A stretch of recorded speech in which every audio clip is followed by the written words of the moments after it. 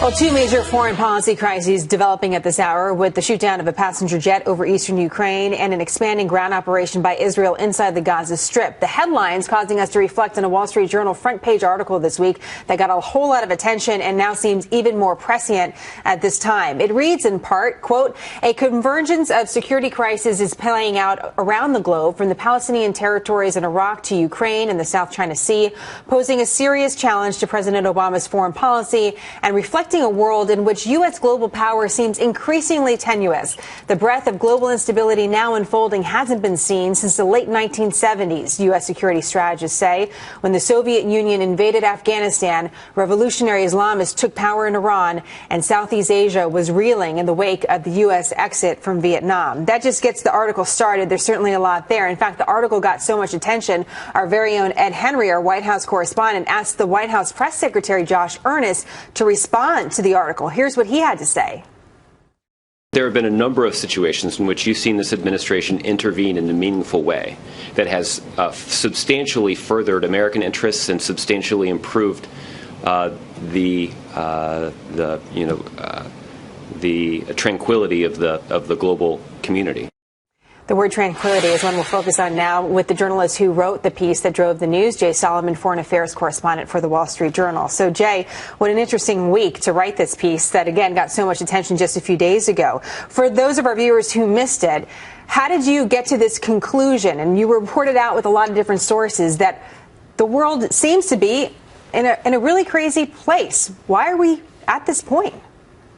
You know, I travel a lot with Secretary Kerry, and specifically over the last few months, and it's just been this very chaotic, kind of schizophrenic period where one week it's dealing with Russia, one week it's dealing with Iraq, Iran, now the Middle East peace process, Ukraine. So we were just trying to figure out, you know, why is there so much chaos kind of at the exact same moment, and why does it feel like the U.S. is being tested so much? And it really does seem to be this convergence of, you know, President Obama did campaign on getting out of Iraq and Afghanistan and pulling back the U.S. military footprint.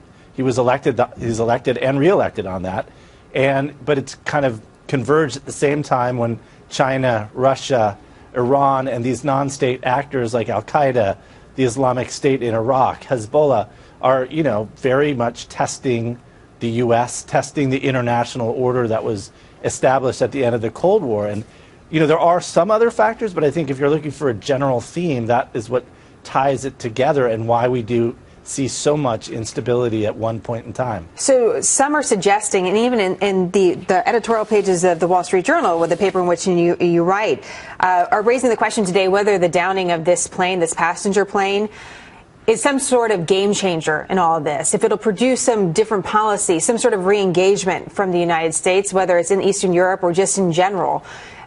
We're still obviously very much dealing with the news and it's developing, Jay, but do you see any evidence of that? Or do you think this could be a game changer? I mean, I think it will be a game changer in the sense of how maybe Europe sees Putin. They've been pretty reluctant to put in place these sectoral sanctions that the Obama administration have been talking about for a while. So I could see maybe in the next weeks, the next month, that there is a more unified approach to punishing Putin economically for what he's done. I still think it's going to be questionable whether it's as pervasive or anywhere near as pervasive of the type of sanctions the U.S. has imposed along with Europe on Iran over the past few years that have done incredible damage to that economy. I don't see sort of a massive shift as far as arming the Ukrainian military or taking that much more of a robust military posture in Eastern Europe. I think they'll continue to do what they've been talking about, which is to fortify some, U.S. allies in the region, take steps to make it clear to Russia that you can't go into the Baltics or those types of steps. But I don't see a radical shift in what has been the Obama doctrine, which is, really much focus on the diplomatic end, working multilaterally rather than unilaterally taking action, unilaterally taking military action. I think even if you look at Iraq, after the Islamic State took these large swaths of western Iraq a little more than a month ago, there was talk about military strikes, and none of that's transpired. Let me stop you there, because that's an interesting point. Again, the big overarching theme of your article is that we haven't seen this instability since the 1970s. And you were saying that the military and the role of our military in the world is one of the fundamental reasons, regardless of who we're talking about and what region, that there is this feeling perhaps of a lack of engagement. Tell us a little bit more about that. Well, I think, Obama was elected, and he's followed through on what he was elected on, which is to pull back from Iraq and Afghanistan and to not engage in these series of wars that dominated during the last decade, and he was reelected on that.